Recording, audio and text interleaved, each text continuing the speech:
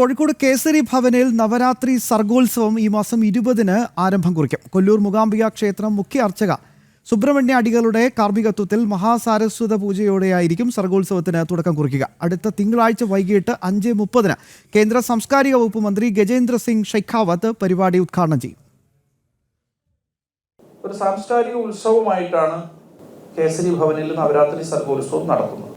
കൊല്ലൂർ മൂകാംബിക ക്ഷേത്രത്തിലെ മുഖ്യ അർച്ചകൻ സുബ്രഹ്മണ്യ അടികളുടെ മഹാസാരസ്വത പൂജ ആരംഭിക്കുന്നതോടുകൂടി നവരാത്രി സർഗോത്സവം ഇവിടെ തുടങ്ങുകയാണ്.